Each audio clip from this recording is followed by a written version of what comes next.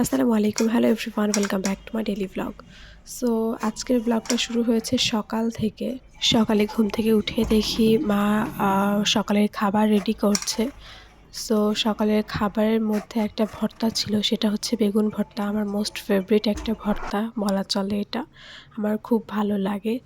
So বেগুন ভর্তা মা এখানে কিভাবে করছে সেই প্রসেসগুলো এখানে দেখাবো আমি।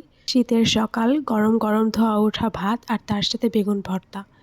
এটা হলে ব্যাস আর কিচ্ছু লাগে না। সো মা এখানে এরপর বেগুনটা কেটে নেওয়ার পর বেগুনের গায়ে তেল লাগাচ্ছিল যাতে বেগুনের খোসা সহজে উঠে আসে এজন্য। আমিও বেসিক্যালি জানতাম না যে এত কাঠখড় পোড়ায়ে বেগুন পোড়াইতে হয়। সো ভিডিও করছি, তার মাঝখানে জানাও হয়ে যাচ্ছে। বেগুনে যে তেল মাখাইতে হয় এটাও আমি জানতাম না, মায়ের কাছ থেকে জানলাম, এই আর কি। তারপর এই তো গ্যাসটা জ্বালিয়ে দেওয়া হয় এবং বেগুন দেওয়া হয় তার উপর। দেখা যাক। বেগুন পুড়ছে, তার একটা শব্দ আসছে, শব্দটাও বেশ অ্যামেজিং, ভাল লাগছিল শুনতে। তারপর এই তো বেগুনটা উল্টিয়ে দেওয়া হয়। বেগুনের এক পিঠ পুড়ে গেছে আর এক পিঠ উল্টিয়ে দেওয়া হয়। বেগুন পোড়া হয়ে গেলে মা এখানে একটা পাতিলের সাহায্যে ঢেকে দেয়। এরপর আরেকটা বেগুন দিয়ে দেয় পোড়ার জন্য। এই বেগুনটার মধ্যে মা 4টা রসুন দিয়ে দেয়। রসুন দিলে রসুনের একটা ফ্লেভার আসে ভর্তাতে, ওটা আমার খুব ভাল লাগে, ওই জন্য মা দিয়েছে। আমার মতো বেগুন ভর্তা আর গরম ভাত কার কার পছন্দ অবশ্যই কমেন্ট করে জানাবে।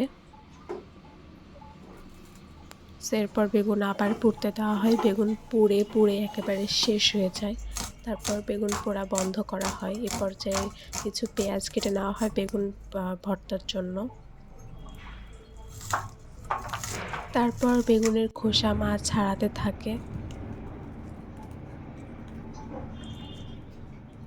এরপর বেগুনের খোসা ছাড়ানো হয়ে গেলে ঝাল, তারপর পেঁয়াজ, তারপর সরিষার তেল, রসুন এগুলা দিয়ে বেগুনটা একেবারে সুন্দর করে হাত দিয়ে, মানে বাঙালি মানে তো হাত দিয়ে মাখাইতে হবে, সেরকম মা হাত দিয়ে সুন্দর করে একদম মাখছিল। এইখান থেকে একটা ফ্লেভার আসছিল যেটা খুব ভাল লাগে আমার। পুরা একদম মাখো মাখো ফ্লেভার আর কি। তো এরপর গরম ভাত দিয়ে বেগুন ভর্তা খাওয়া শুরু করে দিলাম। তারপর আবার মা এখানে উস্তে আলু ভাজা করছিল, সেটাও।